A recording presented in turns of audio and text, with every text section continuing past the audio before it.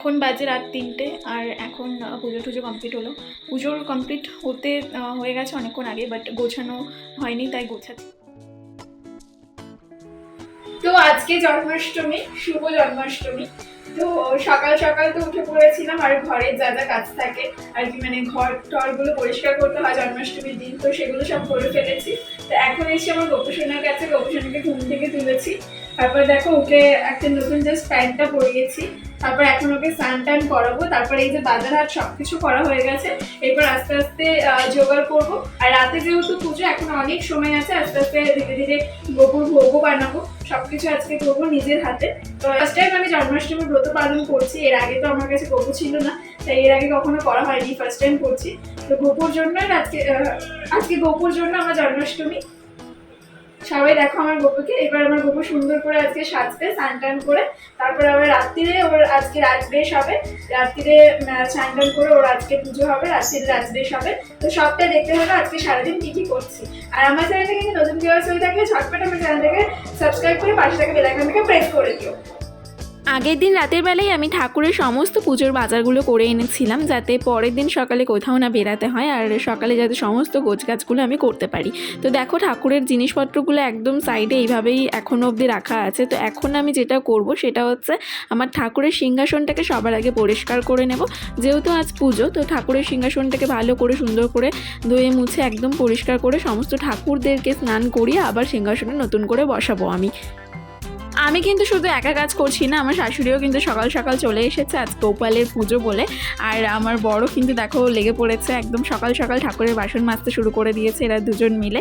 আর আমি গোপালকে স্নান টান করিয়ে নিই, নতুন ড্রেস পরিয়ে নিয়েছি, আর ওর জন্য কয়েকটা রূপোর গয়না কিনে এনেছিলাম। যেহেতু আমার বাড়িতে প্রথম জন্মাষ্টমী, তো ওকে তো কিছু গিফট দিতে হবে।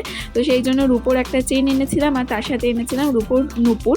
তো ওগুলো সব ওকে পরিয়ে দিয়ে একদম নতুন ড্রেস পরিয়ে সুন্দর করে বসিয়ে দিয়েছি। আর আমার গোপুর অঙ্গরাগও কিন্তু আমি নিজের হাতে করেছিলাম। জন্মাষ্টমীর ঠিক 2 দিন আগেই আমি কিন্তু গোপুর অঙ্গরাগ করে নিয়েছিলাম নিজের হাতে। কেমন লাগছে আমার গোপুকে অবশ্যই কিন্তু তোমরা কমেন্টে জানিও। আর এদিকে দেখতেই পাচ্ছ ভোগ রান্নার কিন্তু প্রিপারেশন শুরু হয়ে গেছে। আমি এদিকে ময়দা মাখছি, আর আমার বড় ওদিকে নারকেল কোড়াচ্ছে, আর আমার শাশুড়ি তাল ঘষতে শুরু করে দিয়েছে, মানে যেহেতু তালের বড় হবে। তো আমরা কিন্তু সমস্ত ভোগের প্রিপারেশনগুলো চালু করে দিয়েছি। আর এই গ্যাসটা দেখো কালকে আমি কিনে এনেছি নতুন। এটা শুধুমাত্র আমার ঠাকুরের ভোগের জন্যই গ্যাসটা কিনে এনেছি। এবার থেকে বাড়িতে যা কিছুই পুজো হবে, যাতে অল্প অল্প করে ঠাকুরের ভোগ রান্না করে দিতে পারি, তো সেই জন্যই এই ছোট্ট গ্যাসটা কিনে এনেছি আমি, মানে এই ছোট্ট ওভেনটা কিনে এনেছি। যাই হোক, তো দেখো এখানে প্রিপারেশন অলরেডি শুরু হয়ে গেছে। আমি অলরেডি কিন্তু বসিয়ে দিয়েছি ভোগের রান্না বান্না। তো এখানে নাড়ু বানানো চলছে। আমার শাশুড়ি মা আর বর অলরেডি বসে গেছে নাড়ু বানাতে। আর নাড়ু যেটা ওই ক্ষীরটা হয়, সেটা আমি অলরেডি বানিয়ে দিয়েছি ওদেরকে, তারপর ওরা নাড়ু বানাচ্ছে। আর এদিকে আমি আজকে ভোগের জন্য বানাচ্ছি তালের বড়া, মালপোয়া, পায়েস আর নাড়ু, আর থাকছে লুচি আর সুজি। এই সমস্ত কিছুই এবছর প্রথমবার, আর আমি নিজের হাতে সমস্ত কিছু আমার গোপালের জন্য ভোগ রান্না করে দিচ্ছি। এই জিনিসগুলো এবছর দিচ্ছি, আর ইচ্ছে আছে নেক্সট ইয়ার আরও বেশি কিছু করার। তো প্রথমবার তো এইভাবেই শুরু করলাম। তো দেখতেই পাচ্ছ আমি সমস্ত ভোগের রান্নাবান্নাগুলো শুরু করছি। আর এবার তোমরা অনেকেই বলবে আমি কেন মুখ টুক ঢেকে আছি। তো আমি যেটুকুনি জানি যে ভোগের রান্না করার সময় মুখ ভালো করে ঢেকে নিয়ে ভোগের রান্না করতে হয়, যাতে কথা বললে কোনোভাবে মুখের যেটা আছে আর কি, মানে থুতু এই সমস্ত কিছু যাতে ছিটিয়ে না আসে। তো সেই জন্য ভোগ রান্না করার সময় অলওয়েজ মুখ টুক বেঁধে নিয়ে করতে হয়, এটা আমি জানি। তো সেই জন্যই এটাই প্রয়োগ করলাম। আর দেখো অ্যাট লাস্ট, মানে সবার লাস্টে আমি পায়েসটা বসিয়েছিলাম। তো সমস্ত কিছু আমার রেডি হয়ে গেছে ভোগের রান্নাবান্না। এবার ঠাকুরের ওখানে গিয়ে ঠাকুরের ফুল সমস্ত কিছু সুন্দর করে গুছিয়ে নেব। আর রাত্রির 11টার সময় ঠাকুরমশাই বলেছেন আসবে। তো আমি অনেকক্ষণ সময় পেয়েছিলাম। রাত 12টায় গোপালের রাজবেশ হবে, রাত 12টায় গোপালকে স্নান করিয়ে ওর রাজবেশ করানো হবে। তো সেই জন্যই ঠাকুরমশাইকে বলেছিলাম 11টার সময় আসতে। তো ঠাকুরমশাই দেখো চলে এসছে রাত 11টার সময়। অ্যাট লাস্ট আমি শাড়ি টাড়ি পরে নিয়েছি, মানে অনেক রাত্রির হয়ে গেছিলো, আর সকাল থেকে এত কাজ করেছি যে আমার সামান্য এনার্জিটুকুনিও ছিল না। তো একটা নর্মাল শাড়ি পরে নর্মাল রেডি হয়ে বসে পড়েছি পুজোর কাজে। তো দেখো পুজোর এখানে সমস্ত কিছু আমি গুছিয়ে দিয়েছিলাম। তারপর আবার ঠাকুরমশাই নিজের মতো করে গুছিয়ে নিয়েছে, মানে আমরা যেটুকুনি পারি সুন্দর করে গুছিয়ে রাখি, বাট ঠাকুরমশাই নিজের ইচ্ছে মতো, মানে যেখানে যেগুলো রাখা প্রয়োজন সেগুলোই সেখানে রেখেছে। এরপর দেখো গোপালের স্নান হচ্ছে। এটা মানে রাত 12টা বেজে গেছে, আর প্রচণ্ড বৃষ্টি হচ্ছিল বাইরে। প্রচণ্ড বিদ্যুৎ চমকাচ্ছিল, বৃষ্টি হচ্ছিল, আর ওই সময় আমার গোপালের স্নান চলছিল। আর রাত 12টায় স্নান কমপ্লিট হওয়ার পর দেখো ওকে একদম নতুন ড্রেস পরিয়ে দিয়েছি। রাত বেশ হয়ে গেছে আমার গোপুর, তো সুন্দর করে ওকে মুকুট টুকুট পরিয়ে একদম সুন্দর কস্টিউম পরিয়ে ওকে বসিয়ে দিয়েছি ওর সিংহাসনে। তো এবার ওর পুজোও শুরু হয়ে গেছে, দেখতেই পাচ্ছ এখন চলছে আরতি, আর এরপর হয়েছিল যজ্ঞ। তো আমি ডিসাইড করেছিলাম যেহেতু এটা আমার প্রথম জন্মাষ্টমীর পুজো, তো আমি এবছর যজ্ঞ করাবো। তো যজ্ঞ করিয়ে সমস্ত পুজো কমপ্লিট হতে হতে কিন্তু রাত 2টো বেজে গেছিলো। আর তারপর আমি সমস্ত গোছগাছ করে নিয়েছিলাম, বিকজ ঘরের অবস্থা পুজোর পরে কীরকম হয় প্রত্যেকেই জানো, প্রত্যেকের বাড়িতে যখন পুজো হয় আই থিঙ্ক সবারই এই অভিজ্ঞতাটা আছে যে ঘরের অবস্থা কী হয়। তো যাই হোক, পুজো টুজোর সমস্ত কিছু গোছগাছ করার পরে আমি গপুকে নিজের হাতে খাইয়ে দিলাম, বিকজ ওকে আমি নিজের হাতে খাইয়ে দিই প্রত্যেকটা দিন। তো আজকের দিনে না খাওয়ালে তো সেটা ইনকমপ্লিট থাকবে। তো সকালেও ওকে নিজের হাতে খাইয়েছি, রাতেও নিজের হাতে খাইয়ে ওকে শয়ন দিয়ে দিলাম।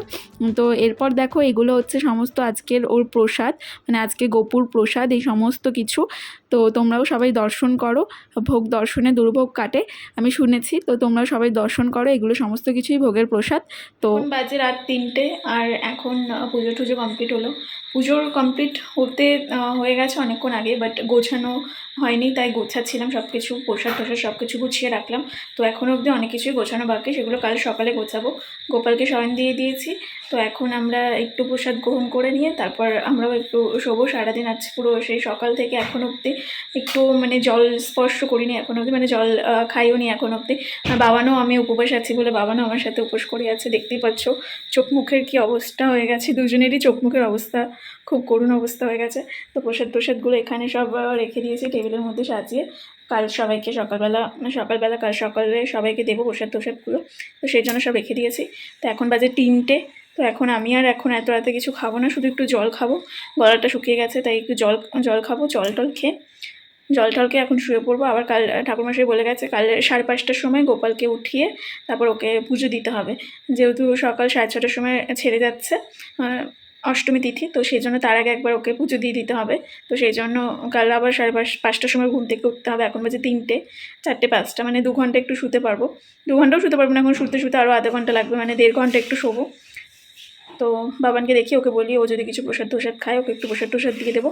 আমি তো এখন আর কিছু খাবো না, একটু জল খাবো, সারাদিন যেহেতু একটুও জল খাইনি, তো ভীষণ জল তেষ্টা পাচ্ছে, তো একটু জল টল খেয়ে নেবো। আর বাবানকে দেখি কি ও কি খায়, ওকে একটু কিছু খাবার দিয়ে তারপর ড্রেস ফ্রেসগুলো চেঞ্জ করে নিয়ে ব্যাস আজকের মতো শুতে যাব। তো তোমরা যারা আজকে ফুল ব্লগটা দেখলে অবশ্যই কিন্তু ভিডিওটা একটা লাইক করে দিও, কমেন্ট করে দিও, শেয়ার করে দিও। আর তোমরা কারা কারা জন্মাষ্টমী পুজো করেছো বাড়িতে সেটা কিন্তু আমাকে কমেন্ট বক্সে কমেন্ট করে জানিও। তো চলো আবার দেখা হচ্ছে নেক্সট ভিডিওতে, ততক্ষণ অবধি তোমরা সবাই সুস্থ থেকো, ভালো থেকো, টাটা।